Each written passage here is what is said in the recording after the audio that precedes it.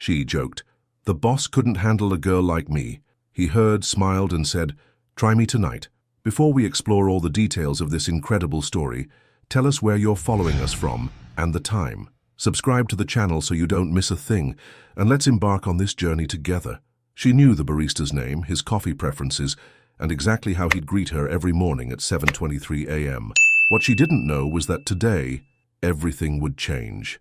Alyssa Sutherland pushed through the glass doors of Brew and Bean, her favorite cafe on the corner of Michigan Avenue. The familiar scent of freshly ground coffee beans wrapped around her like a warm embrace. At 26, she moved with the confident stride of someone who knew exactly where she belonged in the world, even when that world seemed determined to test her every single day. "Good morning, Alyssa," called out Danny, the young barista, with the infectious smile and paint-stained apron. "The usual? You know it." She flashed him a genuine smile, the kind that made her dark brown eyes sparkle with warmth. Her natural curls were pulled back in a sleek, low bun today, professional yet stylish, framing her face perfectly. The deep burgundy blazer she wore complemented her rich skin tone beautifully, and she carried herself with the poise of someone who had learned to command respect in rooms where she was often the only one who looked like her. As Danny worked his magic with the espresso machine, Alyssa found herself glancing around the cafe. This was her sanctuary, her transition space between home and the corporate battlefield that awaited her 18 floors up at Tech Nova Industries. Here, she could be just Alyssa, not the assistant who had to prove herself twice as hard, not the woman who fielded condescending comments with grace, just herself. "One oat milk latte with an extra shot and a dash of cinnamon," Danny announced, sliding the perfectly crafted cup across the marble counter. "You're an artist, Danny, seriously." She took her first sip and closed her eyes briefly, savoring the moment. "How's the night school going?" "Can't complain. Still think you should teach a business class there, though. I see how you handle those corporate types who come in here acting all important." Alyssa laughed, a rich sound that filled the space around them. "Trust me, dealing with egos is not a skill I want to teach." The bell above the door chimed, and a figure in an expensive charcoal suit entered. Alyssa didn't need to turn around to know who it was. She'd recognize that measured, confident footstep anywhere. Clive Standen, CEO of Tech Nova Industries, her boss.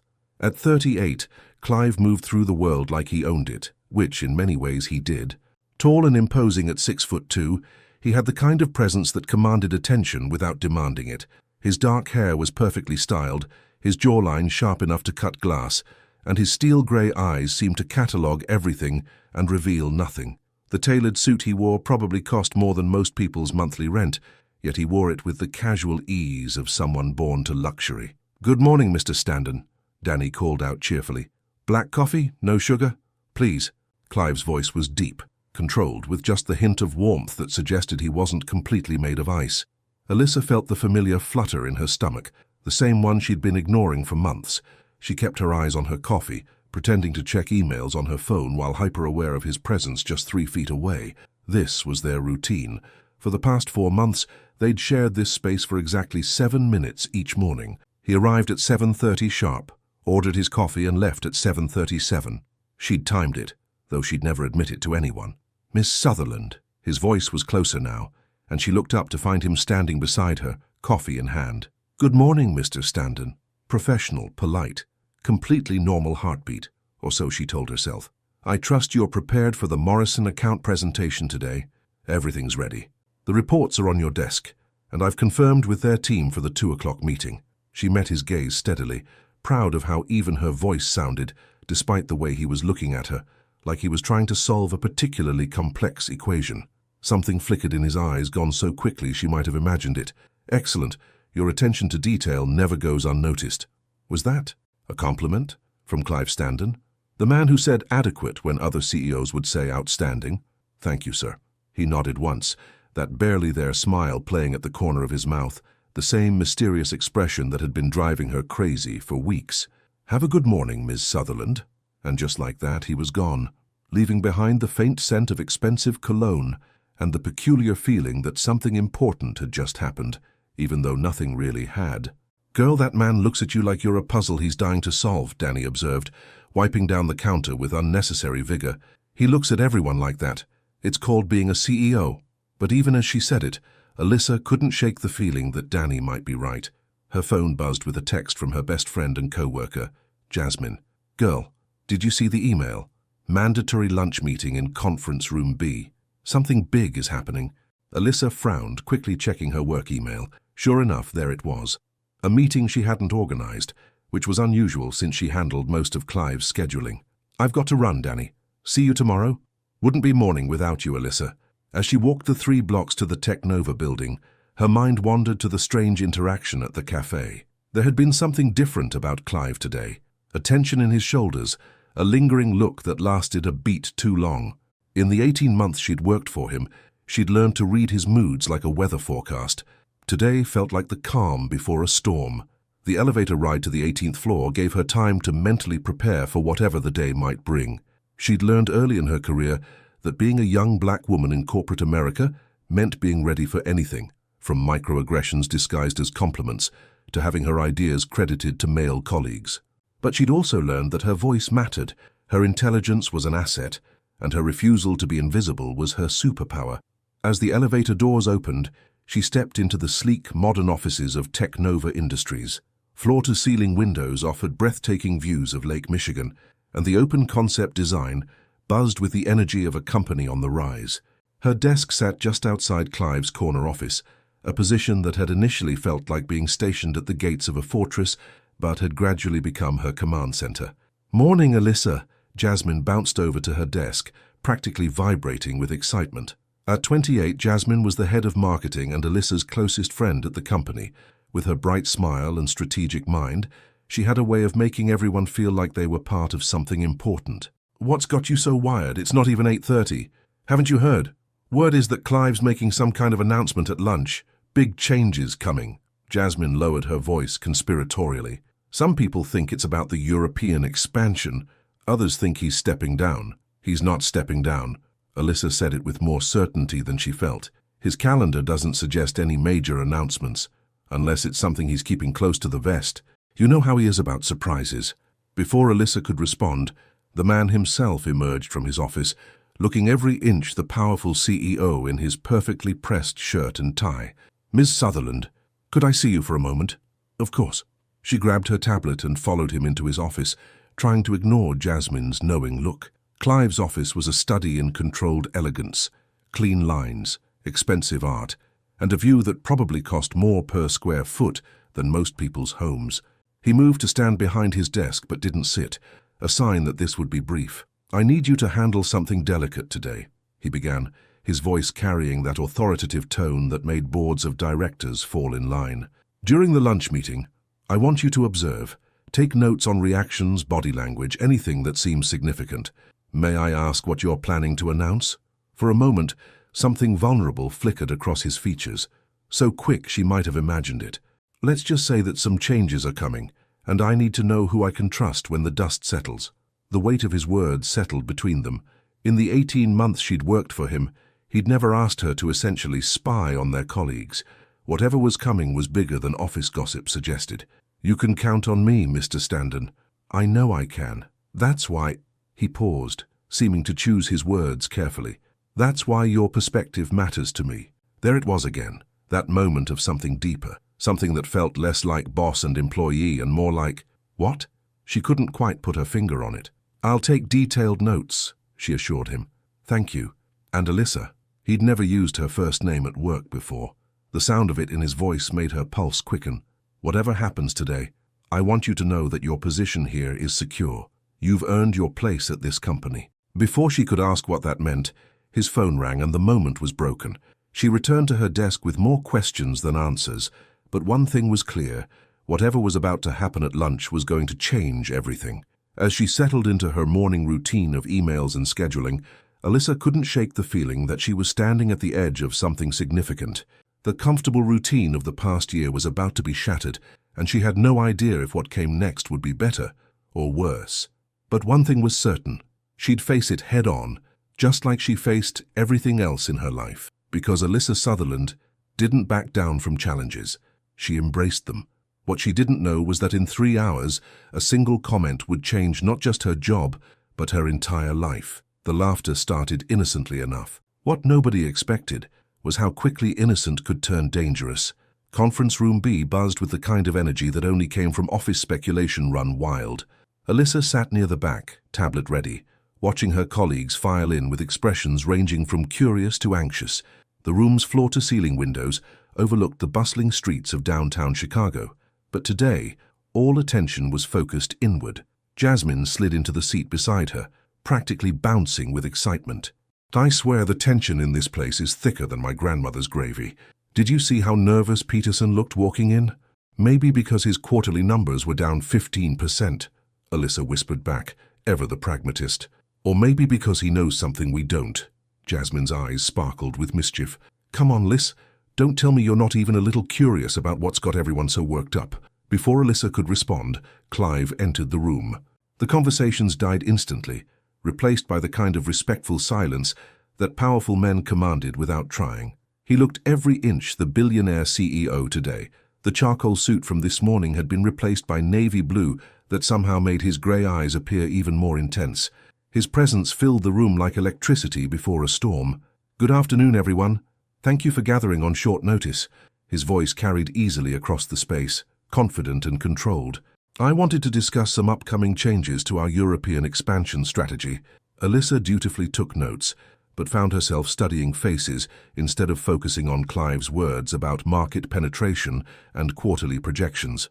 She noticed how Henderson from legal kept glancing at his phone, how the marketing team exchanged meaningful looks, how Peterson's jaw tightened every time budget cuts were mentioned.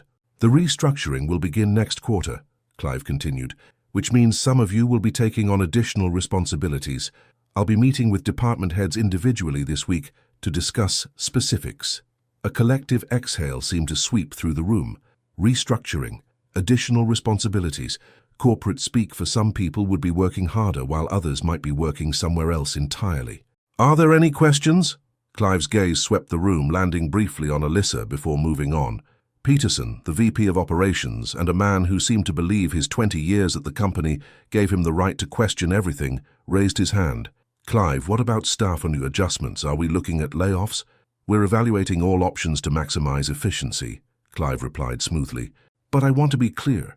Performance and contribution to the company will be the only factors in any decisions. The room fell quiet again, the weight of uncertainty settling over everyone like a heavy blanket.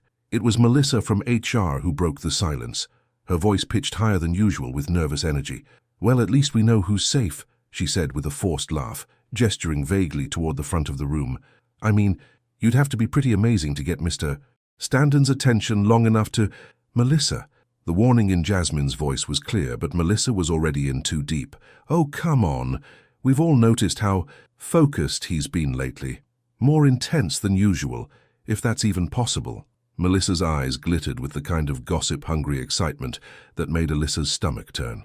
I bet it would take a really special woman to crack that ice-cold exterior.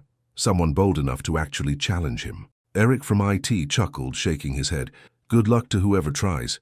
The man's practically a robot, all business all the time. That's not true, protested Sarah from accounting, her voice thoughtful. I've seen him smile. It's rare, but it happens. There's definitely a human being under all that CEO armor. Yeah, but what kind of woman could actually reach him? Melissa pressed, clearly enjoying being the center of attention. I mean, seriously, he'd probably need someone who isn't intimidated by power, someone who could stand up to him and not back down.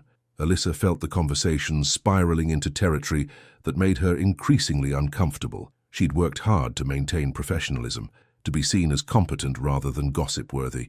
The last thing she needed was to be part of office speculation about their boss's personal life. Maybe he's just not interested in office romance, she said diplomatically, hoping to steer the conversation elsewhere. Some people prefer to keep their personal and professional lives separate. But that's exactly my point, Melissa exclaimed, turning to face Alyssa directly. It would take someone really confident to break through those walls, someone who wouldn't be afraid to call him out when he's being too intense. Jasmine shot Alyssa a look that clearly said abort mission, but it was too late. The conversation had taken on a life of its own.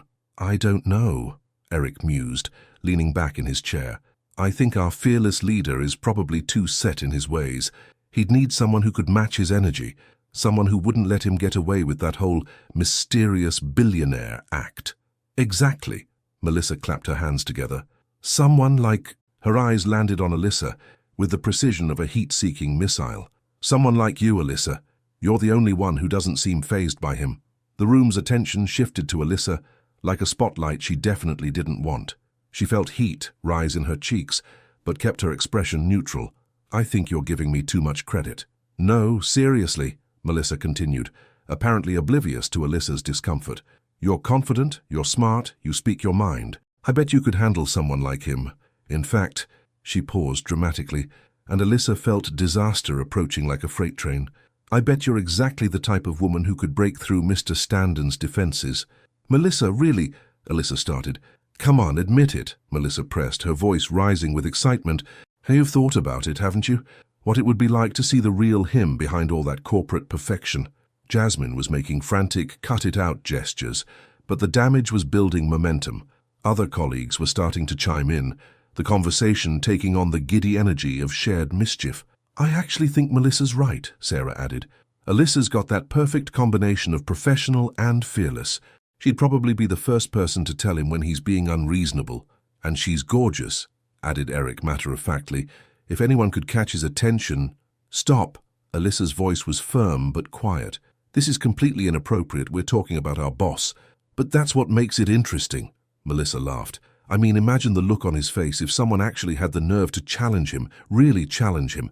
The conversation was spiraling completely out of control now, and Alyssa felt trapped between defending her professionalism and not wanting to appear prudish. She glanced toward the door, calculating whether she could make a graceful exit. That's when Jasmine, in what would later be remembered as either an act of salvation or sabotage, decided to join the fray. You know what? Jasmine said, her voice carrying the authority of someone who'd made a decision. I think Melissa's absolutely right. And honestly, Alyssa, you probably are the only woman in this building who wouldn't be intimidated by him. No, hear me out, Jasmine continued, warming to the theme.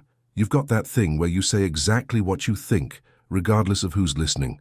It's actually pretty impressive. Thank you, but I bet, Melissa interrupted, her eyes bright with mischief, that Mr. Standon wouldn't know what to do with a woman like you, someone who actually pushes back. The room had taken on the energy of a middle school dare, and Alyssa could feel the situation slipping beyond her control. She needed to shut this down before it went any further. Look, I appreciate the confidence, she said, forcing a laugh, but I think you're all seriously overestimating my effect on people. Trust me, Mr. Standon sees me as exactly what I am, his assistant. Nothing more, nothing less. But what if he didn't? The question came from Sarah, asked with genuine curiosity rather than malicious intent. What if he saw you as... more? He doesn't, Alyssa said firmly. And that's fine. I'm here to do my job, not to be anyone's romantic interest. But if he did, Melissa pressed, you'd totally be able to handle him, right? I mean, you wouldn't back down. And there it was, the trap she'd been trying to avoid. Say yes, and she'd be confirming their speculation. Say no, and she'd sound like she was intimidated by him, which would only fuel more gossip. Alyssa looked around the room at her colleagues' expectant faces, feeling cornered and increasingly frustrated.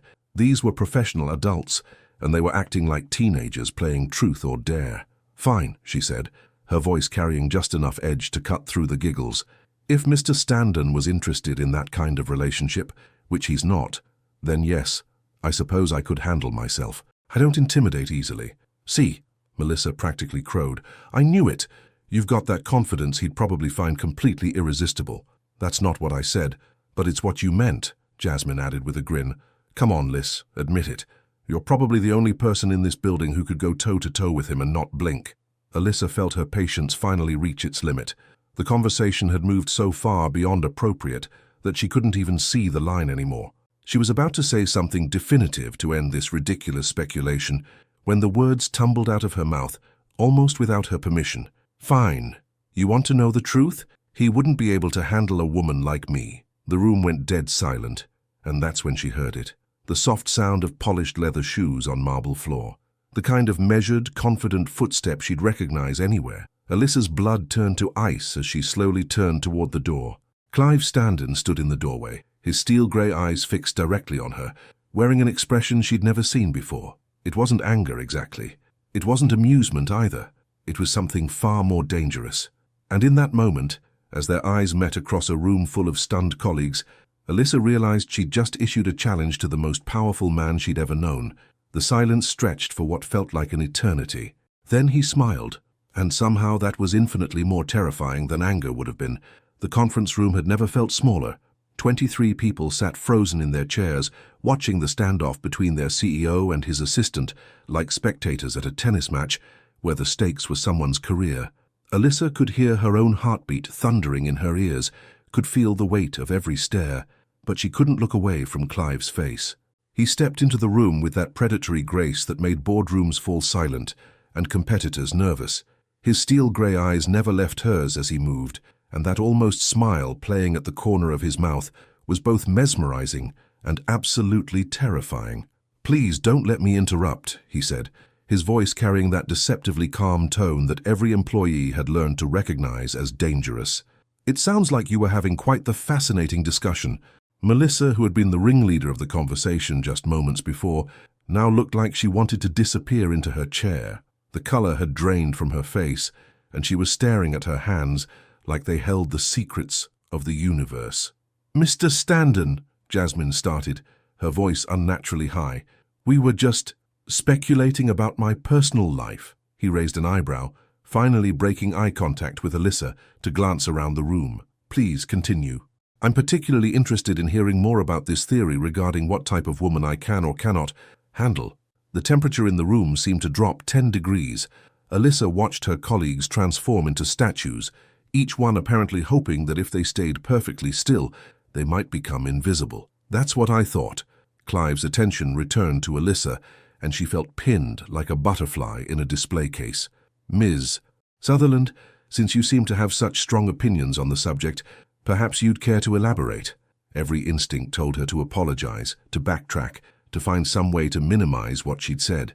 She could feel the collective will of her colleagues urging her to take the safe route, to diffuse the situation with humor or humility.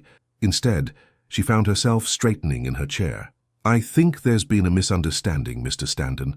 Her voice was steady, professional, giving nothing away of the chaos happening inside her chest. "The conversation was hypothetical." "Hypothetical." He repeated the word like he was tasting wine, considering its flavor. "I see. So when you said I wouldn't be able to handle a woman like you, that was purely theoretical." The way he said it, "a woman like you," made something flutter low in her stomach. There was a challenge in his voice, but underneath it was something else, something that sounded almost like interest. "That's correct." He took another step closer, and she caught the faint scent of his cologne, something expensive and subtly masculine that made her think of boardrooms and power and dangerous decisions made in the dark. "And what exactly makes you so unhandleable?" The word rolled off his tongue with deliberate precision, and Alyssa felt heat rise in her cheeks, despite her best efforts to remain composed. She was acutely aware that everyone in the room was hanging on every word, that this conversation would be dissected and analyzed over coffee machines and in bathroom whispers for weeks to come. But looking into Clive's eyes, she found she didn't care. "I speak my mind," she said simply. "I don't apologize for having opinions, and I don't back down when I believe I'm right, even when you're talking to your boss. Especially then." Something shifted in his expression, surprise maybe, or approval. It was gone too quickly for her to be sure, but she thought she saw the corner of his mouth twitch upward. "Interesting theory," he murmured, then raised his voice to address the room. "I think this meeting has run its course. Everyone can return to work." The exodus was immediate and grateful.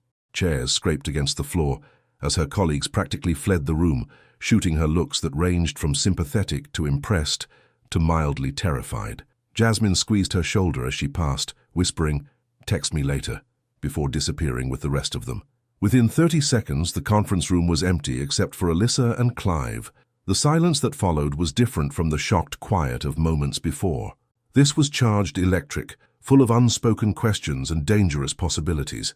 Alyssa remained seated, partly because her legs felt unreliable, and partly because she refused to show any sign of retreat. Clive walked slowly around the conference table, his movements deliberate and measured. When he reached her side, he pulled out the chair next to hers and sat down, close enough that she could see the flecks of blue in his grey eyes. "That was either very brave or very stupid," he said quietly. "I haven't decided which yet." He laughed, actually laughed, and the sound was rich and warm and completely unexpected. Do you have any idea what you've just done? Probably ended my career. She tried to keep her tone light, but there was real concern underneath the joke. Not even close. He leaned back in his chair, studying her with an intensity that made her skin prickle.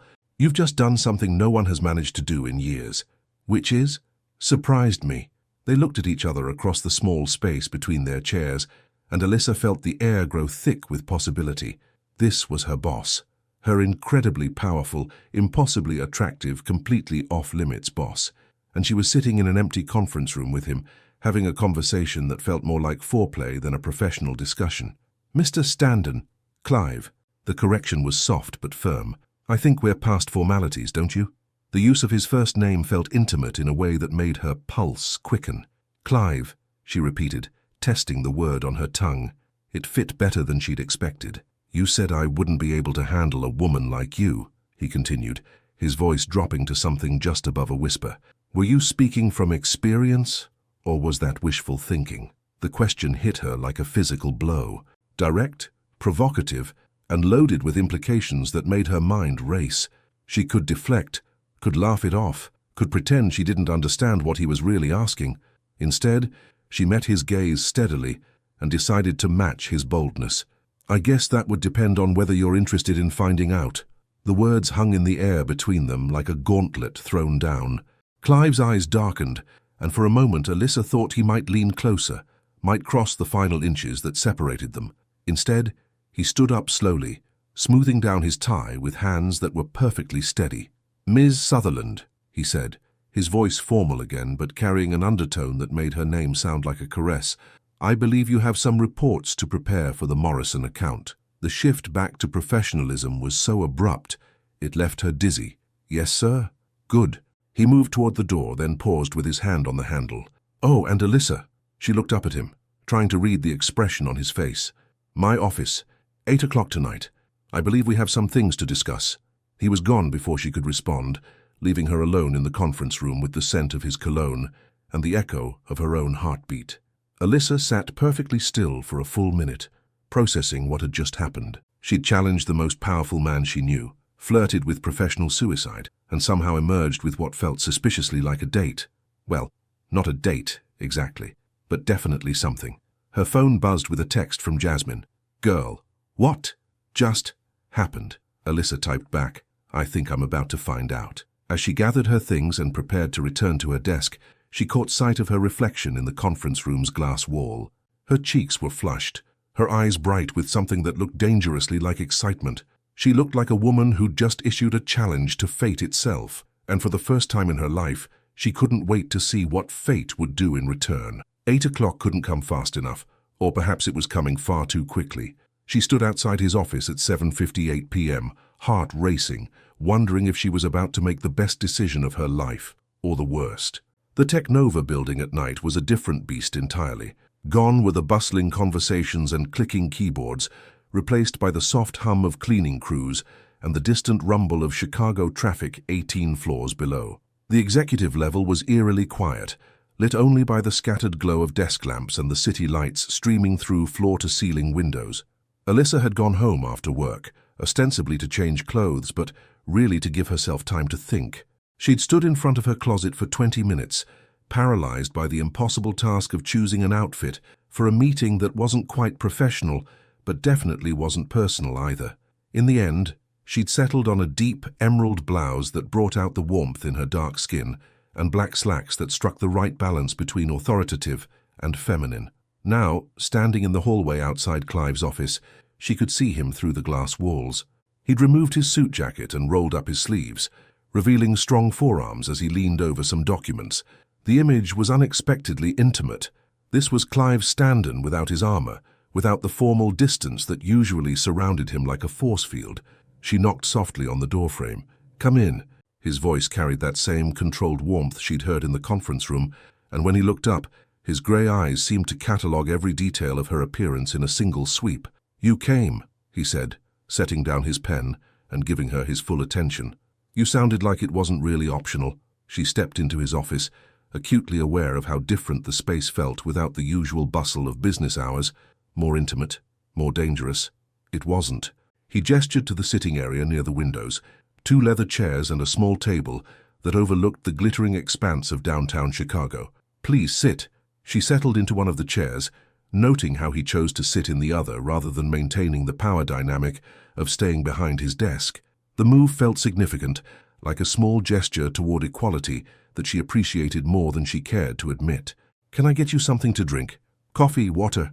His manners were impeccable, but there was an underlying tension in his voice that suggested he was as affected by this unusual situation as she was. "I'm fine, thank you." For a moment, they simply looked at each other. The city spread out below them like a carpet of stars, but Alyssa found herself much more interested in studying the man across from her. With his tie loosened and his guard down, Clive looked younger somehow, more human. The harsh lines of corporate authority had softened into something that was infinitely more appealing. "You're wondering why I asked you here," he said finally. "The thought had crossed my mind. Honestly, I'm not entirely sure myself." He leaned back in his chair, running a hand through his dark hair in a gesture that seemed unconsciously vulnerable. "That conversation today, it's been a long time since anyone surprised me like that. Is that what this is? Professional curiosity?" "No." The answer was immediate and definitive. "No, it's not." The admission hung between them like a bridge neither was quite ready to cross. Alyssa felt her pulse quicken, but forced herself to remain outwardly calm. "Then what is it?" Clive was quiet for a long moment, his gaze fixed on the city lights beyond the window. When he spoke, his voice was softer than she'd ever heard it. "I've spent the last 15 years building this company. 15 years focused on nothing but growth, profit, expansion. I convinced myself that was enough, that success was enough." He turned to look at her, and she was startled by the raw honesty in his expression. "And then you walked into that conference room today and said something that made me realize how empty that feels." "What did I say?" "You called me out. You looked me in the eye and told me I couldn't handle you, and you meant it." A slight smile played at the corner of his mouth. "Do you have any idea how refreshing that is?" Alyssa felt heat rise in her cheeks. "I was defending myself. My colleagues were making assumptions. They were right, though, weren't they? About you being different." He leaned forward slightly, his gaze intense. "You don't defer to me because of my title. You don't agree with me because it's expected. You challenge me. Is that what you want? To be challenged? I didn't think so. Until today." He paused, seeming to choose his words carefully. "Alyssa, I want to be completely honest with you. What I'm feeling right now, and it's not appropriate. You work for me. There's a power dynamic here that makes this complicated." Her heart was racing now, but she kept her voice steady. "Are you asking me to pretend this conversation never happened?" "I'm asking you what you want." The question was simple, but the weight behind it was enormous. She could feel the moment balanced on a knife's edge. Say the wrong thing, and they'd go back to being boss and employee, pretending this electric connection between them didn't exist. Say the right thing, and everything would change. "I want honesty," she said finally. "I want to know what this is, what it could be. I want to stop pretending I don't notice the way you look at me sometimes, or that I don't feel something when you're in the same room." Something shifted in his expression, relief maybe, or recognition. "And the complications, your job, the gossip, the fact that I'm your boss, those are real concerns," she admitted. "But I've never been the type to let fear make my decisions for me." Clive stood up slowly, moving to the window. The city lights cast shadows across his face, highlighting the strong line of his jaw and the intensity in his eyes. "I have a confession to make. I'm listening. I've been going to that coffee shop every morning for 4 months, not because I particularly like their coffee, but because I knew you'd be there." He turned to face her, and she saw vulnerability in his expression that took her breath away. "I've been looking forward to those 7 minutes every day, more than I've looked forward to anything in years." The admission hit her like a physical blow. All those mornings, all those careful exchanges, he'd been as aware of her as she was of him. "Why didn't you say anything?" "Because I'm your boss. Because it would have been inappropriate. Because I convinced myself it was just attraction, and it would fade." He moved closer, stopping just in front of her chair. "But it didn't fade, Alyssa. If anything, it's gotten stronger." She looked up at him, this powerful man who was confessing to months of secret attraction, and felt something settle into place in her chest. This wasn't just physical attraction, or the thrill of the forbidden. This was something deeper, something that had been building between them in stolen glances and carefully professional conversations. "So what happens now?" she asked softly. "Now we decide if we're brave enough to see where this leads." He extended his hand to her, and she could see the question in his eyes. "But I need you to know, if we do this, if we cross this line, there's no going back. Everything changes." She looked at his outstretched hand, thinking about all the reasons this was complicated, all the ways it could go wrong. Then she thought about the way he'd defended her earlier, the way he looked at her like she was the most interesting person in the room, the way he'd admitted to orchestrating their morning encounters just to see her. She placed her hand in his. The moment their skin touched, she felt electricity shoot up her arm. His fingers were warm and strong, and when he helped her to her feet, she found herself standing close enough to see the flecks of blue in his grey eyes. "Are you sure?" he asked, his voice barely above a whisper. Instead of answering with words, she stepped closer, closing the distance between them until she could feel the warmth radiating from his body. "I told you I don't back down when I believe I'm right. And what do you believe about this?" She reached up, her fingers barely grazing the line of his jaw. "I believe you were wrong about one thing." "What's that?" "You can handle me just fine." Her voice was soft, but sure. "The question is whether you want to." For a moment they stood frozen, balanced on the edge of something that would change everything. Then Clive's hand came up to cover hers against his face, and his eyes closed briefly, as if he was memorizing the touch. When he opened them again, they were dark with something that made her breath catch. "I've wanted to since the first day you walked into my office," he murmured. And then, finally, inevitably, he kissed her. The city lights blurred beyond the windows, as two people who had been circling each other for months finally stopped running. The kiss changed everything. What they didn't expect was how naturally everything would fall into place afterward. Alyssa had kissed enough men in her 26 years to know the difference between good and great. What happened in Clive's office that night transcended both categories entirely. It wasn't just the way his lips moved against hers, or how his hands framed her face like she was something precious, or even the way he kissed her like he'd been thinking about it for months, which, apparently, he had. It was the way the world seemed to shift on its axis, rearranging itself around this new reality, where Clive Standen kissed her like she was oxygen, and he'd been holding his breath for years. When they finally broke apart, foreheads touching, breathing unsteady, the silence that followed was different from any they'd shared before. It was charged with possibility, and weighted with the knowledge that there was no going back. That was... Clive's voice was rougher than usual, his hands still cradling her face. "Yeah," she whispered, not trusting herself to form complete sentences.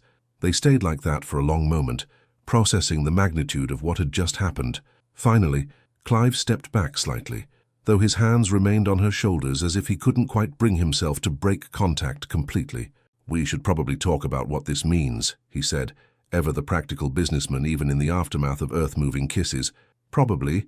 She smiled up at him, feeling giddy and terrified, and more alive than she had in months. "But not tonight." "No? Tonight I just want to process the fact that you've been orchestrating coffee shop encounters like some kind of CEO stalker." The teasing was gentle, but it served its purpose of lightening the intense atmosphere. He laughed, and the sound was warm and unguarded. "When you put it like that, it sounds significantly less romantic." Oh, it was romantic. Misguided and potentially creepy, but romantic. She reached up to straighten his tie, a gesture that felt both intimate and oddly domestic. "I've been timing my arrivals to make sure I'd see you too." "Really? Really? 7:23 every single day?" She grinned at his surprised expression. "Turns out we're both terrible at the whole professional distance thing." The admission seemed to ease something in him. His shoulders relaxed, and when he smiled, it was the first completely unguarded expression she'd ever seen from him. "So what happens tomorrow?" he asked. "Tomorrow we figure out how to be normal human beings who work together and are whatever this is." She gestured between them, encompassing the invisible thread that seemed to connect them. "Tonight you walk me to my car like a gentleman, and I go home and try to convince myself this actually happened. This definitely happened." His voice was soft, certain. "And tomorrow we'll figure out the rest." The elevator ride down to the parking garage was quiet but comfortable. Clive stood close enough that she could smell his cologne, could feel the warmth radiating from his body, but he kept his hands to himself. The restraint felt significant, a recognition that they were entering uncharted territory that required careful navigation. "Which car is yours?" he asked as they stepped into the dimly lit garage. "The blue Honda." She pointed toward a modest sedan that looked almost apologetic next to the luxury vehicles that filled the executive parking spaces. As they walked toward her car, Alyssa found herself hyper-aware of everything, the sound of their footsteps echoing off concrete walls, the way their shadows moved together under the fluorescent lights, the careful distance Clive maintained that somehow felt more intimate than touching. "Thank you," she said when they reached her car, turning to face him. "For what?" "For being honest. For taking the risk. For—" She paused, searching for the right words. "For seeing me." Something soft and vulnerable flickered across his features. "Alyssa, I've been seeing you since the first day you walked into my office wearing that yellow dress and told me my filing system was aggressively inefficient." The memory made her laugh. "I can't believe you remember that." "I remember everything about that day. You reorganized my entire office in 3 hours and somehow made it look like you'd been doing it for years. I knew then that you were going to be trouble. The good kind of trouble? The best kind." He reached out, his fingers brushing against hers in a touch that was barely there, but sent electricity shooting up her arm. "Drive safe." "I will." She unlocked her car, but didn't immediately get in, reluctant to end this perfect, surreal evening. "Clive? Yeah? Tomorrow morning at the coffee shop. Do we pretend this didn't happen?" He considered the question seriously, and she loved that about him. The way he thought before he spoke, the way he treated her questions like they mattered. "I don't think I could pretend if I tried," he said finally. "But we'll keep it professional, at least until we figure out what we're doing. Deal?" She was halfway into her car when his voice stopped her. "Alyssa." She turned back to look at him, this powerful man standing alone in a parking garage looking more uncertain than she'd ever seen him. "I'm glad you came tonight." "Me too." The drive home passed in a blur of city lights and scattered thoughts. Alyssa found herself replaying every moment of the evening. The way Clive had looked at her when she'd walked into his office, the raw honesty in his voice when he'd confessed to months of coffee shop encounters, the way he'd kissed her like she was the answer to a question he'd been asking his whole life. Her apartment felt different when she walked through the door. The same furniture, the same carefully chosen artwork, the same plants that she managed to keep alive through sheer determination, but somehow everything looked different through the lens of what had just happened. She changed into comfortable pajamas and made herself a cup of tea, settling onto her couch with her phone. 3 missed calls from Jasmine, along with a series of increasingly frantic text messages. "Girl, where are you? Did he fire you? Are you okay? I'm about to call the police." "Answer your phone." Alyssa smiled as she typed back, "I'm fine, long story, we'll call you tomorrow." The response was immediate. That better be one hell of a story. It was. It absolutely was. As she got ready for bed, Alyssa caught sight of herself in the bathroom mirror. Her lipstick was gone, her hair slightly mussed, and there was something different in her eyes, a sparkle that hadn't been there that morning. She looked like a woman who'd just had her world tilted off its axis in the best possible way. Her phone buzzed with a text from an unknown number. "Sleep well. C." She saved the contact with fingers that trembled slightly, then typed back, "You too." As she settled into bed, Alyssa realized that for the first time in months, she wasn't mentally rehearsing tomorrow's schedule or worrying about upcoming deadlines. Instead, she was thinking about grey eyes and gentle hands, and the way Clive had said her name like it was something precious. Tomorrow would bring complications. There would be office politics to navigate, professional boundaries to establish, and probably a very intense conversation with Jasmine. There would be questions about what they were doing and whether it was worth the risk. But tonight, she was just a woman who'd been kissed by a man who'd been thinking about her for months. Tonight, that was enough. Outside her window, Chicago hummed with its usual nighttime energy, but inside her apartment, everything was quiet and still and full of possibility. Tomorrow couldn't come soon enough. 7:23 a.m. would never be the same again. She'd rehearsed 17 different ways to act normal. None of them prepared her for the way he looked at her when she walked into the coffee shop. Alyssa woke up at 6:15 a.m., 30 minutes before her alarm was set to go off. She'd tossed and turned most of the night, her mind replaying every moment of the previous evening in vivid detail. The kiss, the conversation, the way Clive had looked at her like she was something miraculous. It all felt like a dream that was too good to be true. But the text message on her phone proved it had been very, very real. She spent an extra 20 minutes getting ready, changing outfits 3 times, before settling on a deep purple blouse that brought out the warmth in her dark skin and made her feel confident. Not that she was trying to impress anyone. This was just another Tuesday morning at Technova Industries, where she definitely hadn't kissed her boss less than 12 hours ago. The walk to Brew and Bean felt different today. Every step brought her closer to seeing Clive again, and she wasn't sure if the butterflies in her stomach were excitement or terror, maybe both. The coffee shop was busier than usual, filled with the morning rush of professionals grabbing their caffeine fix before facing another day in corporate America. Alyssa scanned the familiar space, half expecting to see Clive already there, but he was nowhere to be found. "Morning, Alyssa," Danny called out from behind the counter, his usual cheerful demeanor brightened by an extra dose of curiosity. "You're glowing today. Something good happen?" "Just a good night's sleep," she lied smoothly, moving to her usual spot in line. "Uh-huh." Danny's grin suggested he wasn't buying it for a second. "Well, whatever it was, keep doing it. You look radiant." As Danny worked on her latte, Alyssa found herself checking the door every few seconds. It was 7:28 a.m. Clive should have been here by now. Had last night changed their routine? Was he avoiding the coffee shop to avoid awkwardness? Or was he simply running late? "One oat milk latte with an extra shot and a dash of cinnamon," Danny announced, sliding her cup across the counter. "Thanks, Danny." She was reaching for her wallet when the bell above the door chimed. She didn't need to turn around to know who it was. Her body seemed to recognize his presence before her mind did, a subtle shift in the air that made her hyper-aware of everything around her. "Good morning." His voice was the same rich baritone she'd heard yesterday, but there was something different in the way he said it, warmer, more intimate. Like they shared a secret that no one else in the coffee shop could possibly understand. She turned to face him, and the breath caught in her throat. He looked impeccable as always, charcoal suit perfectly tailored, tie knotted with precision, not a hair out of place. But his eyes were softer than she'd ever seen them, and when they met hers, she saw something that made her pulse quicken. "Good morning, Mr. Standen." The formal address felt strange on her tongue now, but they were in public, surrounded by other customers who had no idea that their world had shifted on its axis the night before. "The usual, Mr. Standen?"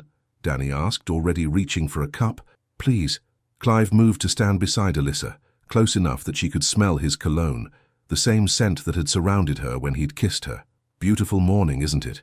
It was actually overcast and threatening rain, but Alyssa found herself nodding. "Very beautiful." They stood in comfortable silence as Danny prepared Clive's coffee, both of them pretending to check their phones while stealing glances at each other.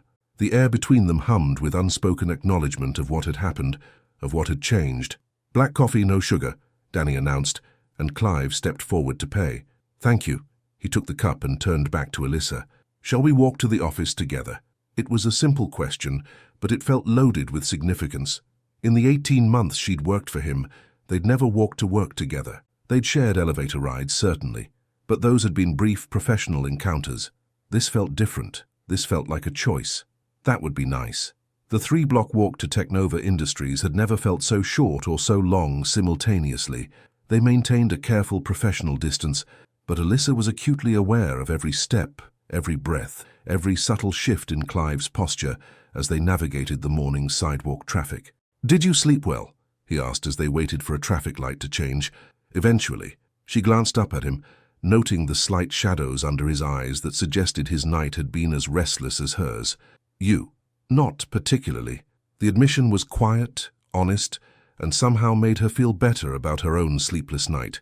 "Any regrets?" The question slipped out before she could stop it, and she immediately wished she could take it back.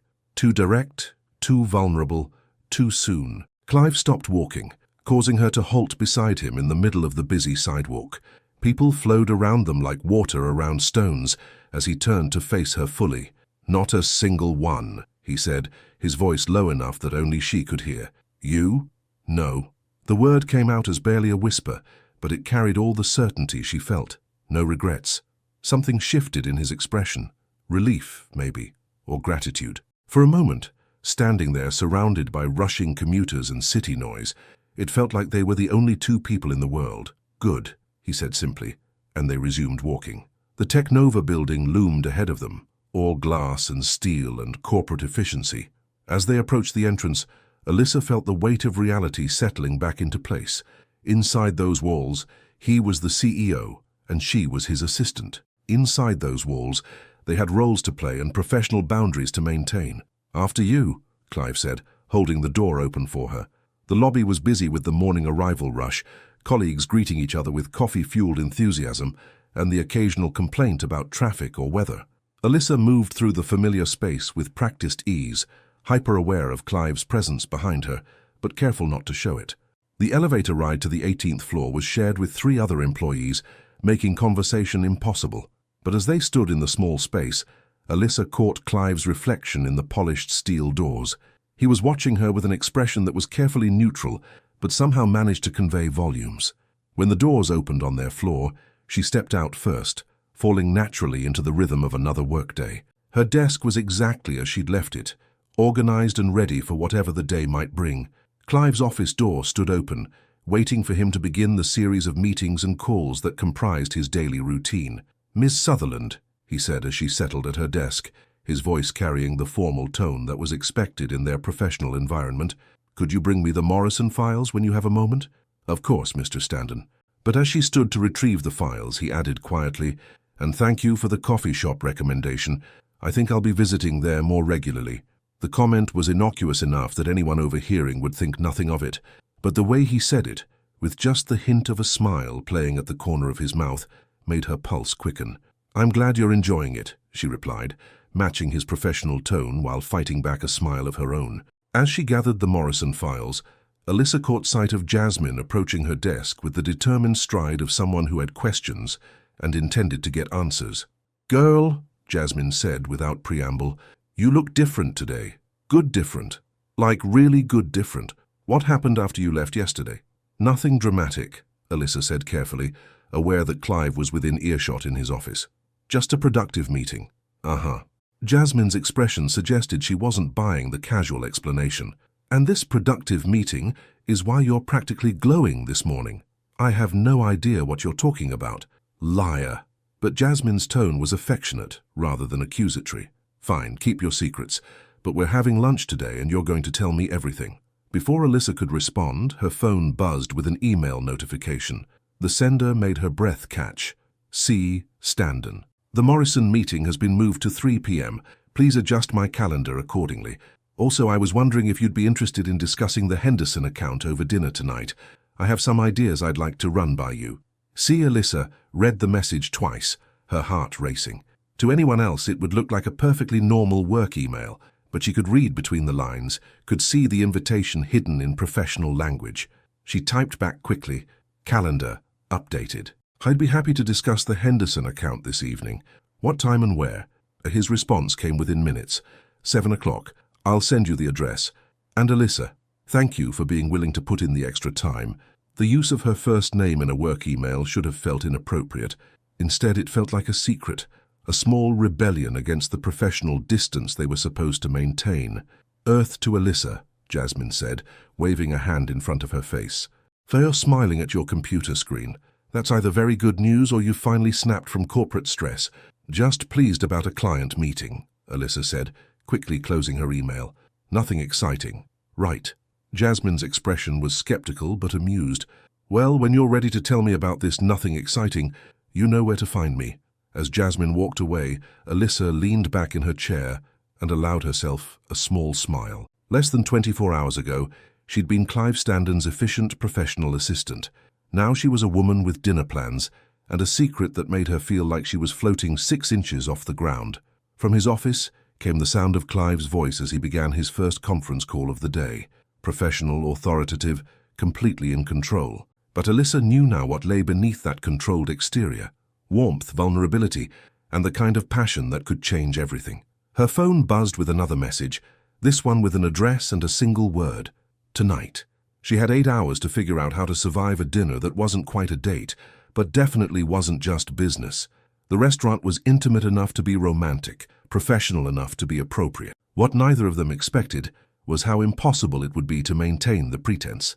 Stella's was the kind of restaurant that Chicago food critics wrote about in hushed, reverent tones, understated elegance wrapped in exposed brick and soft lighting, where conversations were conducted in murmurs and every table felt like a private world. As Alyssa stepped through the heavy wooden door at exactly 7 o'clock, she understood immediately why Clive had chosen this place. It was perfect for a business dinner that wasn't really a business dinner at all. The hostess, an elegant woman with silver hair and knowing eyes, smiled warmly as Alyssa approached. "You must be Ms. Sutherland. Mr. Standen is already seated. Right this way, please." The restaurant was busier than she'd expected for a Tuesday evening. filled with couples celebrating anniversaries and business associates closing deals over plates of food that probably cost more than her weekly grocery budget. She followed the hostess through the maze of tables, her heels clicking softly against the polished hardwood floor, and then she saw him. Clive sat at a corner table that offered both privacy and a view of the city lights beginning to twinkle beyond the windows. He'd changed out of his work clothes into a navy blue button-down that made his eyes look almost silver in the restaurant's warm lighting. When he saw her approaching, he stood immediately, a gesture of courtesy that felt both familiar and thrillingly new. Alyssa. Her name on his lips sounded different here, away from the corporate formality of Technova. Warmer, more intimate. You look beautiful. She'd chosen her outfit carefully, a deep burgundy dress that was professional enough for a work dinner, but feminine enough to remind them both that this was something more. The way Clive was looking at her suggested the message had been received loud and clear. Thank you. She accepted the chair he pulled out for her, hyper-aware of his proximity as he helped her settle at the table. This place is gorgeous. I thought you might like it. He returned to his seat across from her, and she noticed he'd positioned himself so they could speak quietly without being overheard. I wasn't sure what kind of cuisine you preferred. I'm adventurous when it comes to food. She picked up the menu, scanning the elegant descriptions of dishes she could barely pronounce. What do you recommend? Everything I've had here has been exceptional, but I have to admit I'm more interested in the company than the food tonight. The comment was delivered casually, but it made her pulse quicken. They were supposed to be discussing the Henderson account, maintaining the pretense that this was a business meeting. Instead, Clive was looking at her like she was the most fascinating person in the room. We should probably order, she said, though what she really meant was, we should probably remember why we're supposed to be here. Of course. But his smile suggested he understood exactly what she was really saying. Their server appeared as if summoned, a young man with the kind of professional warmth that suggested excellent training and even better tips. Clive ordered wine with the casual confidence of someone who knew his way around an expensive bottle, while Alyssa chose the salmon and tried not to think about how this felt exactly like a date. So, she said once they were alone again, the Henderson account. Right, Henderson. Clive leaned back in his chair, and she caught a glimpse of something playful in his expression. They're an important client. Very important, she agreed solemnly. We should definitely discuss strategies. Absolutely. Strategies are crucial. He was fighting back a smile now, and she realized they were both participating in the worst business conversation in corporate history. Mr. Standen, she said, lowering her voice to a conspiratorial whisper, are we actually going to talk about work tonight? Do you want to talk about work? Not particularly. Good, he said, his smile breaking free completely. Because I have absolutely no interest in discussing Henderson's quarterly projections when I could be learning about the woman who reorganized my entire filing system and somehow made it better. The wine arrived, providing a convenient pause in their conversation, while the server went through the ritual of tasting and approval. Alyssa used the time to study Clive's face in the warm restaurant lighting, noting the way his features had relaxed since leaving the office. This was a different version of him, still polished and sophisticated, but more human somehow, more approachable. Tell me something I don't know about you, he said, once they were alone again, raising his glass in a subtle toast. That's a dangerous question. I like danger. She sipped her wine, considering. I wanted to be a chef when I was little. I used to watch cooking shows and practice making elaborate meals for my family. What changed your mind? Reality. Cooking professionally is brutal. Long hours, intense pressure, terrible pay. I decided I'd rather keep it as something I love instead of something that pays the bills. She paused, swirling the wine in her glass. What about you? Did you always want to be a CEO? God, no. The answer came with a laugh that was both rueful and genuine. I wanted to be a mechanic. I loved taking things apart, figuring out how they worked, putting them back together better than before. Hence the classic car restoration. He looked surprised. How did you know about that? I pay attention. She realized how that sounded and felt heat rise in her cheeks. I mean, you mentioned it once in passing, during a phone call with your insurance company. You remember that? I remember a lot of things. Something shifted in his expression, surprise maybe, or recognition. Like what? Like how you take your coffee. Like the fact that you tap your pen against your desk when you're thinking. Like how you always say thank you to the cleaning staff, even though most executives don't notice they exist. She met his gaze steadily, letting him see the truth in her words. I notice things about you, Clive. The use of his first name felt deliberate, intimate. His response was immediate and intense. His eyes darkened, and she saw his hand tighten almost imperceptibly around his wineglass. "Alyssa," he said, his voice lower than before, "do you have any idea what you do to me?" The question hung between them like a live wire. This was dangerous territory, far beyond the safe boundaries of professional interaction. But looking into his eyes, seeing the raw honesty there, she found she didn't care about danger. "Tell me," she whispered. Before he could answer, their food arrived. The server placed their plates with practiced efficiency, asking if they needed anything else before disappearing discreetly. The interruption should have broken the spell, should have reminded them both that they were in a public place, having a conversation that was becoming increasingly inappropriate. Instead, it only heightened the tension. They ate in relative silence for a few minutes, but the quiet was charged with awareness. Every accidental brush of fingers when reaching for water glasses, every shared glance, every subtle shift in posture seemed magnified. Alyssa had attended dozens of business dinners in her career, but none had ever felt so intensely intimate. "This is really good," she said, gesturing to her salmon, desperate to find some neutral ground before she did something completely unprofessional like reach across the table and touch his hand. "I'm glad you like it." But he wasn't looking at her food. He was looking at her lips, and the expression in his eyes made her forget how to breathe properly. "Clive," she started, not sure what she was going to say. "I know." His voice was rough with something that sounded like restraint. "This is complicated.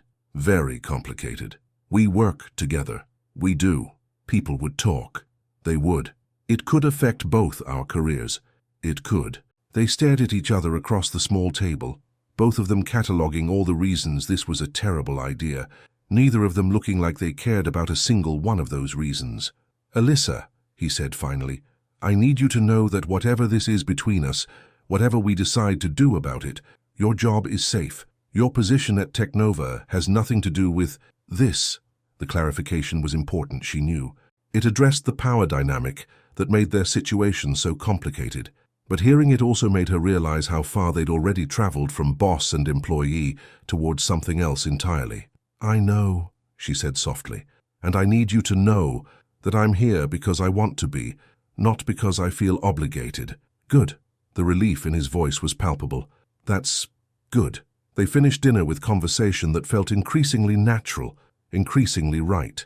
He told her about growing up in a family that expected excellence and achievement, about the pressure of taking over a company at 30 and proving himself capable of running it. She shared stories about her childhood in Chicago, about parents who worked 2 jobs each to give her opportunities they'd never had, about the pride and pressure that came with being the first in her family to work in corporate America.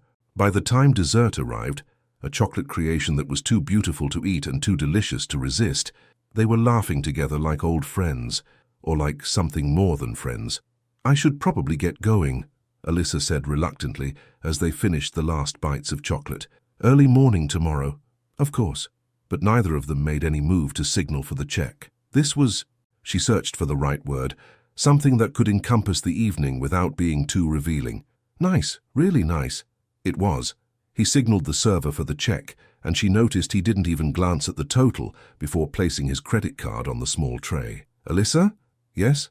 I'd like to do this again. Soon." The admission was simple, honest, and completely devastating to her remaining resolve. So would I. Outside the restaurant, under the soft glow of Chicago streetlights, they faced the question of what happened next. 3 weeks of stolen moments and careful professionalism. What they didn't anticipate was how quickly whispers could turn into storms. The morning routine at Brew and Bean had evolved into something approaching art. Clive would arrive at 7:30, order his black coffee, and wait exactly 90 seconds before approaching Alyssa's table. She would look up from her phone with practiced surprise, as if she hadn't been timing his entrance down to the second. They'd exchange pleasantries about the weather or weekend plans, nothing that would seem inappropriate to casual observers, while their eyes said everything their words couldn't. It was a delicate dance they'd perfected over the past 3 weeks, ever since that dinner at Stella's had officially crossed them into territory that was decidedly not professional. They'd managed 2 more dinners since then, both disguised as work meetings, both ending with lingering conversations on street corners and the kind of restrained goodbyes that left them both aching for more. This morning, however, something felt different. Alyssa sensed it the moment she walked into the coffee shop, Danny's usual cheerful greeting was subdued, and several of the regular customers seemed to be paying more attention to her than usual. She dismissed it as paranoia until she overheard two women in business suits talking in hushed tones near the pastry display. Saw them at Stella's last week. Very cozy for a business meeting. Are you sure it was them? Positive. She's his assistant, right? The one with the... Ladies, Danny interrupted loudly, appearing beside them with a cloth and spray bottle. I need to clean this area. Could you move to a different table? The women moved away, but not before shooting curious glances in Alyssa's direction. Her stomach dropped as the implications hit her. People were talking. People were noticing. When Clive arrived at 7:30, she could tell immediately that he'd noticed the shift in atmosphere too. His jaw was tighter than usual, and his eyes swept the coffee shop with the kind of systematic assessment that suggested he was cataloguing potential threats. Good morning, he said, his voice carefully neutral. Morning. She kept her response equally professional, hyper-aware of the listening ears around them, but as he ordered his coffee, she caught him checking his phone with an expression that made her pulse quicken with anxiety. When he approached her table, his smile was strained. Beautiful morning, he said, the code phrase they'd developed for "we need to talk privately." Very beautiful, she agreed, gathering her things. They walked to Technova in silence, the comfortable intimacy of their recent mornings replaced by a tension that felt like walking through a minefield. It wasn't until they were safely in the elevator, alone, that Clive spoke. We have a problem, he said quietly. The women at the coffee shop? Among other things. He ran a hand through his hair, disturbing its usual perfect styling. I got a call from Peterson last night. Apparently, there are rumors circulating about us. Alyssa felt the bottom drop out of her stomach. Peterson was the VP of operations, and exactly the kind of man who would see workplace romance as either a weapon or a weakness to exploit. What kind of rumors? The kind that suggest our relationship is less than professional. The elevator doors opened on their floor, cutting off further conversation. But as they stepped out, Clive added quietly, "My office, 10 minutes." The longest 10 minutes of Alyssa's professional life were spent trying to maintain normal productivity while her mind raced through worst-case scenarios. She answered emails with mechanical efficiency, returned phone calls with forced cheerfulness, and tried to ignore the way Jasmine kept shooting concerned glances in her direction. When she finally knocked on Clive's office door, he was standing by the windows overlooking the city, his posture rigid with tension. "Close the door," he said without turning around. She did, then moved to the sitting area where they'd had so many productive meetings over the past 18 months, where everything had changed 3 weeks ago. "How bad is it?" she asked directly. Clive turned to face her, and she could see the strain in his expression. "Peterson is asking questions, making suggestions that my judgment might be compromised. Because of me, because of us." He moved to sit across from her, his usual commanding presence subdued by worry. "Alyssa, I need you to understand something. I don't care what people say about me. I've dealt with corporate politics my entire career, but I won't let this damage your reputation or your career." "What are you saying?" "I'm saying maybe we need to step back, take some time to let things cool down." The suggestion hit her like a physical blow. "Step back how?" "Professional distance. No more dinners. No more—" He gestured vaguely between them, encompassing all the stolen moments and careful touches that had become the highlights of her days. "We go back to being boss and employee.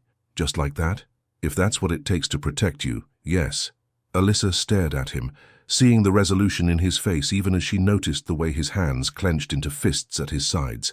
This was costing him too, but he was willing to sacrifice what they'd built to protect her from corporate fallout.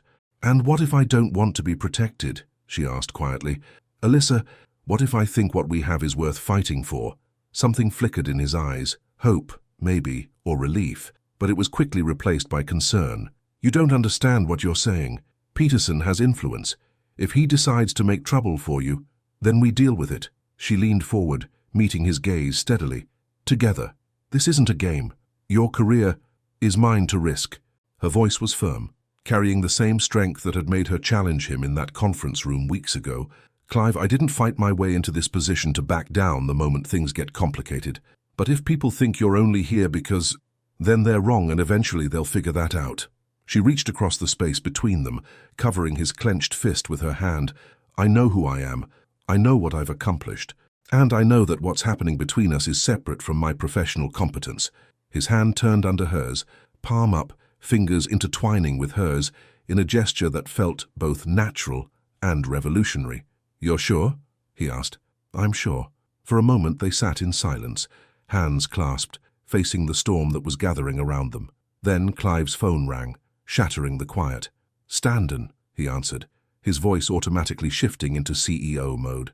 Alyssa watched his expression change as he listened to whoever was on the other end. His jaw tightened, and his free hand formed a fist on his desk. "I see. And when did this happen?" "I understand." "Yes? I'll handle it." He hung up, looking grim. "What is it?" "That was legal. Apparently someone has filed a formal complaint with HR about inappropriate workplace behavior and potential favoritism. They've scheduled a meeting for this afternoon." The room felt like it was spinning. A formal complaint meant investigations, documentation, potential disciplinary action. It meant everything she'd worked for could be scrutinized, questioned, potentially destroyed. Who filed it? The complaint is anonymous, but legal says we should both prepare for questions about our professional relationship. Alyssa felt her carefully constructed world tilting on its axis. This was exactly what she'd been afraid of. Not the relationship itself, but the way it could be weaponized against her. In the corporate world, women who became involved with powerful men were always the ones who paid the highest price. "I should go," she said, starting to stand. "No." Clive's voice was firm, authoritative. "We handle this together, remember? This is different. This is exactly what we knew might happen." He stood as well, moving around his desk to face her directly. "And we're going to deal with it the way we deal with everything else. Professionally, honestly, and together. Clive, if they think I've been getting special treatment, then we show them 18 months of exemplary performance reviews, productivity metrics, and professional accomplishments that have nothing to do with our personal relationship." The confidence in his voice steadied her, but she could still feel anxiety clawing at her chest. "And if that's not enough, then we cross that bridge when we come to it." He reached out, his hand settling gently on her shoulders. "Alyssa, I won't let you face this alone. You might not have a choice. There's always a choice." His voice was soft but determined. "And I choose you. I choose us, no matter what happens this afternoon." Before she could respond, her phone buzzed with a text message. She glanced down and felt her blood turn to ice. "Meeting with HR at 2 p.m. Conference room A. Come prepared to discuss your professional relationship with Mr. Standen. J. Morrison, Human Resources." "I got the summons," she said quietly. Clive's phone buzzed seconds later with what was undoubtedly the same message. They looked at each other across his office. Two people who had found something beautiful in the midst of corporate complexity, now facing the possibility that the very system they worked within might tear it apart. "Any regrets now?" Clive asked, echoing her question from that first morning after. Alyssa thought about the past 3 weeks, the dinners, the conversations, the way he looked at her like she was the most important person in the world. She thought about the connection they'd built, the way they challenged each other, the way he made her feel both protected and empowered. "Not a single one," she said firmly. "Good." His smile was small but genuine. "Because whatever happens in that conference room this afternoon, I'm not backing down. Neither am I." 2 o'clock couldn't come fast enough, and yet it was approaching far too quickly. Conference room A had never felt more like a courtroom. What they didn't expect was who would be sitting in judgment. At 1:58 p.m., Alyssa stood outside Conference Room A, smoothing down her navy blazer for the 3rd time in as many minutes. Through the glass walls, she could see 3 figures already seated around the polished table. Jennifer Morrison from HR, looking stern and official with a stack of folders in front of her. Peterson, wearing the satisfied expression of a man who believed he was about to witness a reckoning. And someone she didn't recognize, a woman in an expensive suit who screamed, "External consultant." Clive appeared beside her, looking every inch the powerful CEO in his charcoal suit and steel grey tie. But Alyssa could see the tension in the set of his shoulders, the way his jaw was clenched just slightly tighter than usual. "Ready?" he asked quietly. "As I'll ever be." They entered the room together, and the subtle power dynamics immediately became clear. Peterson's eyebrows raised slightly at their synchronized entrance, while the HR director made a note on her legal pad that probably wasn't about scheduling. "Please, have a seat," Jennifer Morrison said, gesturing to the chairs across from the panel. "Thank you both for making time for this meeting," as if they'd had a choice. Alyssa settled into her chair, hyper-aware of every movement being scrutinized. Beside her, Clive projected calm authority, but she could feel the tension radiating from him like heat. "Before we begin," Jennifer continued, "I'd like to introduce Dr. Rebecca Walsh from Hartwell & Associates. She's an external consultant specializing in workplace ethics and will be facilitating today's discussion." Dr. Walsh smiled with the kind of professional warmth that felt calculated rather than genuine. "Thank you, Jennifer.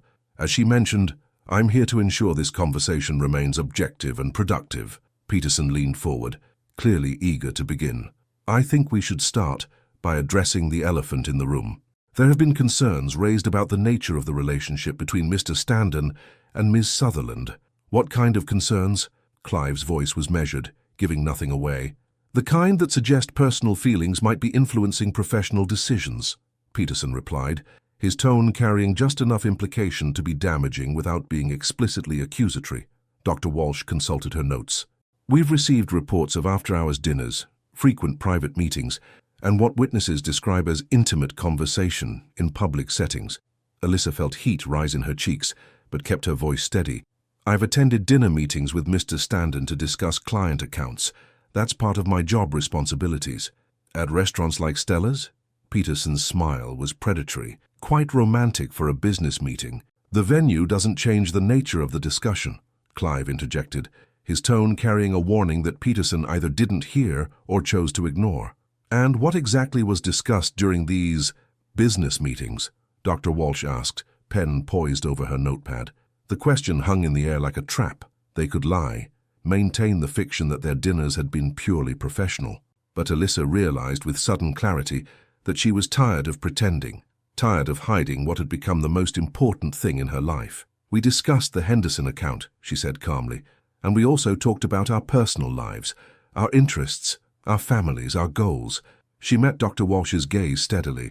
"Because over the course of working together, we've developed a personal relationship alongside our professional one." Peterson's eyes lit up like Christmas morning. "So you're admitting to an inappropriate workplace relationship?" "I'm admitting to being human," Alyssa replied, her voice carrying the same strength that had first caught Clive's attention months ago. "Mr. Standen and I have developed feelings for each other. That doesn't make our professional relationship inappropriate." Jennifer Morrison leaned forward. "Ms. Sutherland, you understand that romantic relationships between supervisors and direct reports create inherent conflicts of interest." "I understand the potential for conflicts, yes.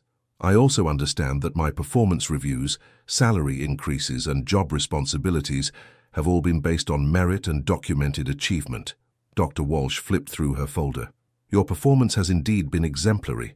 However, the perception of favoritism can be just as damaging as actual favoritism." "Whose perception?" Clive's voice cut through the room like a blade. "Because I'd like to know who's questioning my judgment and Ms. Sutherland's integrity." Peterson shifted uncomfortably. "This isn't about questioning anyone's integrity, isn't it?" Clive turned to face him directly. "You called this meeting based on anonymous complaints and rumors. You're sitting here insinuating that I'm incapable of separating personal feelings from professional decisions, and that Ms. Sutherland is somehow benefiting inappropriately from our relationship. That's not what I—" "That's exactly what you're saying." Clive's voice remained calm, but there was steel underneath. "So let me be perfectly clear. My personal feelings for Ms. Sutherland developed because of her intelligence, her work ethic, and her character, the same qualities that make her exceptional at her job." Dr. Walsh made another note. "Mr. Standen, while we appreciate your confidence in Ms. Sutherland's abilities, company policy exists to prevent even the appearance of impropriety." "And what exactly are you suggesting?" Alyssa asked, though she was afraid she already knew the answer. Jennifer Morrison cleared her throat. "Standard protocol in these situations is reassignment. Ms. Sutherland would be moved to a different department, reporting to a different supervisor." The words hit Alyssa like a physical blow. Reassignment meant starting over, proving herself to new supervisors, potentially taking a step backward in the career she'd worked so hard to build. "That's unacceptable," Clive said flatly. "Mr. Standen," Dr. Walsh's voice carried a note of warning, "you don't really have a choice in this matter. Company policy also states that personnel decisions should be based on performance and business need, not on speculation and gossip." Clive leaned back in his chair, and Alyssa recognized the expression that meant he was about to remind everyone exactly who was in charge. "Ms. Sutherland, is the most competent assistant I've ever worked with. Moving her would be detrimental to both my productivity and the company's efficiency." Peterson's face was flushed with frustration. "This is exactly the kind of compromised judgment we're concerned about." "No," Alyssa interrupted, surprising everyone in the room, including herself. "This is about control." All eyes turned to her, and she felt the weight of the moment settling on her shoulders. This was it, the moment where she either backed down or stood up for everything she believed about herself and her worth. "You want to know what's really happening here?" she continued, her voice growing stronger with each word. "A black woman and a white man in a position of power developed a relationship based on mutual respect and genuine connection. And instead of celebrating the fact that two people found something real in a corporate environment that often dehumanizes us all, you're looking for ways to tear it down." The room fell silent. Peterson's mouth opened and closed like a fish, while Dr. Walsh's pen had stopped moving entirely. "I have never," Alyssa continued, "asked for special treatment. I have never used my relationship with Mr. Standen to gain advantage over my colleagues. I have worked twice as hard as anyone else in this building to prove that I belong here, and I won't apologize for finding someone who sees my worth." She turned to look at Clive, who was watching her with an expression of such fierce pride that it made her heart race. "And if that makes you uncomfortable," she said, addressing the room but keeping her eyes on him, "then maybe the problem isn't with our relationship. Maybe the problem is with a system that assumes a successful black woman must be sleeping her way to the top." The silence that followed was deafening. Dr. Walsh looked like she'd swallowed her pen. Peterson appeared to be reconsidering his entire approach, and Jennifer Morrison was frantically taking notes. Finally, Clive spoke, his voice quiet, but carrying absolute authority. "Ms. Sutherland is right. This meeting is over." He stood, straightening his tie with calm precision. "Dr. Walsh, I appreciate your time, but your services won't be needed further. Peterson, if you have concerns about my judgment or my ability to run this company, I suggest you take them up with the board of directors." He moved toward the door, then paused and turned back. "And if anyone questions Ms. Sutherland's qualifications or suggests that her position is based on anything other than merit, they'll be answering to me personally." The door closed behind him with a soft click, leaving Alyssa alone with three people who looked like they'd just witnessed a controlled explosion. "Well," Dr. Walsh said finally, "that was illuminating." Peterson looked like he wanted to disappear into his chair. "I didn't mean to suggest—" "Yes, you did," Alyssa said calmly, gathering her things. "But it doesn't matter what you meant. What matters is that I know who I am and what I've earned." She stood, smoothing down her blazer one final time. "If you'll excuse me, I have work to do." Outside the conference room, Clive was waiting for her, with an expression that made her heart skip several beats. The corridor outside Conference Room A had never witnessed anything like what was about to happen. Sometimes the most powerful statements are made in the most public places. Clive stood in the hallway, like a man who had just watched the woman he loved face down a room full of skeptics, with nothing but her truth and her unshakable sense of self-worth. His usually perfect composure was cracked around the edges, revealing something raw and fierce and utterly devoted. "That was—" He started as Alyssa approached, then stopped, seeming to search for words that could encompass what he'd just witnessed. "Probably career suicide," she suggested, though her voice carried no regret. "That was the most magnificent thing I've ever seen." His voice was rough with emotion, and the way he was looking at her made her feel like she could conquer the world. "Alyssa, what you just did in there, I told the truth." She stopped in front of him, close enough to see the flecks of blue in his grey eyes, close enough to feel the intensity radiating from him like heat. "I'm tired of hiding who I am and what I want." The hallway was busy with the usual afternoon traffic of meetings and phone calls, but it felt like they were standing in their own private bubble. Several colleagues passed by, shooting curious glances at their intense conversation, but Alyssa found she didn't care anymore about whispers or speculation. "What you said in there about the system, about assumptions—" Clive's voice was quiet but intense. "You were right, and I should have said it first. You defended me when it mattered. Not soon enough." His jaw tightened with something that looked like self-recrimination. "I should have ended that meeting the moment Peterson started his insinuations. We ended it together." She reached out, her fingers briefly touching his hand in a gesture that was subtle but unmistakable. "That's what matters." Before Clive could respond, the conference room door opened behind them. Peterson emerged first, looking like a man who'd just realized he'd miscalculated badly, followed by Jennifer Morrison and Dr. Walsh. All three avoided eye contact as they hurried past, but Alyssa caught the tail end of their whispered conversation. Complete overreach on our part. Never seen him like that. Recommend we close this matter immediately. As their voices faded down the corridor, Clive and Alyssa were left alone again. The silence stretched between them, filled with everything that had just happened and everything that still needed to be said. "So what now?" Alyssa asked. Before Clive could answer, Jasmine appeared around the corner, moving with the purposeful stride of someone on a mission. She spotted them immediately and changed course, her expression a mixture of concern and barely contained curiosity. "Alyssa, I heard there was some kind of meeting." She stopped abruptly as she took in the scene, Alyssa and Clive standing closer than any boss and employee should, the air between them charged with something that was definitely not professional. "Oh," Jasmine said, her eyes widening as understanding dawned. "Oh my God, you two are—" This is what's been happening. More colleagues were beginning to notice the unusual gathering in the hallway. Alyssa could see heads turning, conversations pausing, the familiar signs of office drama beginning to unfold in real time. "Jazz," Alyssa started, but her friend held up a hand. "No, this actually makes perfect sense. The way he looks at you, the way you light up when he's around, all those work dinners." Jasmine's voice was rising with excitement, drawing even more attention. "Girl, why didn't you tell me?" "Because it's complicated," Alyssa said, acutely aware of their growing audience. "Complicated how? You're both adults, you're both gorgeous, you're both standing in a very public hallway," Clive interrupted gently, but his tone carried enough authority to remind everyone within earshot exactly who he was. The crowd that had been subtly gathering suddenly found urgent business elsewhere, but Alyssa knew the damage was done. By tomorrow morning, everyone in the building would know that something significant had happened between the CEO and his assistant. "Mr.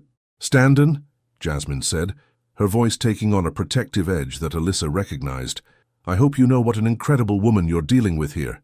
"I do," he replied simply, and something in his tone made Jasmine's expression soften. "Good." She looked between them, her marketing mind clearly calculating the implications of what she'd discovered. "Well, this is going to be interesting." As Jasmine walked away, undoubtedly planning to spread the news with the efficiency of a seasoned gossip network, Alyssa felt the weight of their new reality settling around them. No more secrets, no more careful distance, no more pretending that what they felt was purely professional. "There's no going back now," she said quietly. "Good," Clive replied, his voice carrying a finality that made her pulse quicken. "I'm tired of going back." They walked toward their offices in silence, each lost in thought about what came next. The afternoon sun streamed through the floor-to-ceiling windows, casting long shadows across the polished floors, and Alyssa found herself thinking about how different everything looked now that the truth was out. As they reached her desk, Clive paused, seeming to wrestle with some internal decision. Around them, the usual afternoon bustle continued, but Alyssa could feel the subtle shift in attention, the way conversations quieted when they thought she wasn't listening. "Alyssa," Clive said, his voice carrying a gravity that made her look up from her computer screen. "Yes?" He glanced around the open office space, taking in the barely concealed interest of their colleagues, the whispered conversations, the way their every interaction was now being scrutinized. When he spoke again, his voice was loud enough to carry clearly across the nearby desks. "I need to tell you something, and I want everyone here to understand exactly where we stand." The office grew noticeably quieter. Phones stopped ringing, keyboards fell silent, and Alyssa could feel dozens of pairs of eyes focusing on them with laser intensity. "Mr. Standen," she said carefully, "maybe we should—" "No." His voice was firm, authoritative, carrying the same tone he used in board meetings when he was about to make a decision that would change everything. "I've spent months being careful, being professional, pretending that what I feel for you is something I can control or compartmentalize." The office was dead silent now. Even the elevator had stopped dinging. "But what happened in that conference room today made me realize something," he continued, moving closer to her desk, his eyes never leaving her face. "I don't want to control it anymore. I don't want to hide it or minimize it or pretend it's less than it is." "Clive," she whispered, acutely aware of their audience, "I'm in love with you, Alyssa Sutherland." The words rang out across the suddenly silent office space like a declaration of war. "I'm in love with your intelligence, your strength, your refusal to back down when you believe in something. I'm in love with the way you challenge me. The way you make me want to be better than I am." Alyssa felt her heart stop completely. Around them, she could hear the soft gasps and murmurs of their colleagues, but all of it faded into background noise as she looked into Clive's eyes and saw nothing but absolute truth. "And if anyone in this building has a problem with that," he continued, his voice carrying enough authority to silence the whispers, "they can take it up with me directly." The silence that followed was deafening. Somewhere in the distance, a phone started ringing, but no one moved to answer it. Alyssa was vaguely aware of Jasmine's stunned expression, of Peterson standing frozen in the doorway of his office, of what felt like the entire 18th floor holding its collective breath. But all of that paled in comparison to the man standing in front of her, who had just risked everything: his reputation, his authority, his carefully maintained professional image, to tell her he loved her in front of everyone who mattered in their professional world. "Clive," she said, her voice barely above a whisper. "I know this complicates things," he said, his voice softer now but still carrying clearly in the silent office. "I know this makes everything more difficult, but I'm done pretending that keeping our professional and personal lives separate is more important than being honest about what we mean to each other." Alyssa stood slowly, her legs unsteady, her heart racing so fast she was surprised it didn't echo off the walls. Around them, their colleagues watched like spectators at the most dramatic performance they'd ever witnessed. "Are you sure?" she asked, the question encompassing everything: the public declaration, the professional complications, the choice to love her openly, regardless of the consequences. "I've never been more sure of anything in my life." His voice carried absolute conviction. "The question is whether you're willing to take this journey with me, knowing that everyone will be watching, everyone will have opinions, and some people will never accept what we have." Alyssa looked around the office, taking in the stunned faces of her colleagues, the mixture of shock and curiosity, and in some cases, what looked surprisingly like approval. She thought about the meeting they'd just survived, about the strength she'd found to speak her truth, about the man who had just declared his love for her in front of everyone, who could make or break their careers. Then she looked back at Clive, this powerful, complex man who had just made himself completely vulnerable for her, and realized that the answer had never really been in question. "Yes," she said, her voice clear and strong enough to carry across the silent office. "I'm willing, because I love you too." The kiss that followed was soft, gentle, and completely inappropriate for a corporate environment. It was also perfect, witnessed by dozens of colleagues who would talk about it for years to come, and absolutely worth every whisper and every complication it would create. When they finally broke apart, the office erupted into something that sounded suspiciously like applause, mixed with laughter and a few good-natured catcalls. Jasmine was openly crying, and even Peterson looked grudgingly impressed. "Well," Clive said quietly, his forehead resting against hers, "I suppose that settles that." "I suppose it does," Alyssa agreed, smiling up at him despite the chaos erupting around them. "Because sometimes the most powerful statement you can make is to love someone openly, honestly, and without apology, regardless of who's watching." The story that began with a challenge had become a declaration that would change everything. 6 months later, she still returned to the same coffee shop every morning at 7:23. But this time, she wasn't counting the minutes until he arrived, because he was already there waiting for her with 2 cups and the kind of smile that made her believe in fairy tales. The Chicago skyline looked different in the early spring light, painted in soft pastels that promised warmer days ahead. Brew and Bean was as busy as ever, filled with the familiar morning rush of professionals and students. But for Alyssa, it would always be the place where everything began. "Good morning, beautiful," Clive said as she approached their usual table. Not the small corner table where she used to sit alone, but the larger one by the window where they could sit together without pretense or careful distance. "Good morning yourself." She accepted the kiss he offered along with her perfectly prepared latte, still marveling at how natural this had become. 6 months ago, such public affection would have been scandalous. Now it was simply Tuesday morning. "Danny's been asking about the wedding planning," Clive said, settling back into his chair with his black coffee. "I think he's more excited about it than we are." Alyssa laughed, glancing toward the counter where Danny was indeed watching them with barely contained enthusiasm. The young barista had become something of a romantic champion for their relationship, treating their morning coffee routine like a daily episode of his favorite love story. "Speaking of which," she said, pulling out her phone, "Jasmine sent 17 more venue options last night. I'm starting to think we should just elope." Don't let her hear you say that. She's already appointed herself chief coordinator. Clive's tone was amused but fond. Jasmine had embraced her role as maid of honor with the enthusiasm of a military strategist, approaching wedding planning with the same precision she brought to marketing campaigns. "And he regrets about the whole public proposal thing?" Alyssa asked, though she already knew the answer. 3 weeks ago, Clive had gotten down on one knee in the Technova lobby during the morning rush, declaring his love and his intentions in front of everyone who mattered in their professional world.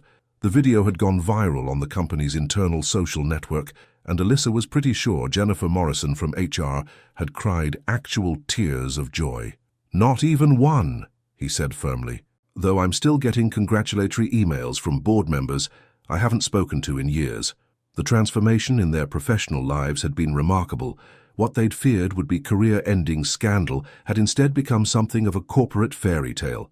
Clive's bold declaration of love had shifted the narrative completely. Instead of whispers about inappropriate relationships, there were conversations about authentic leadership and the courage to be vulnerable in professional settings.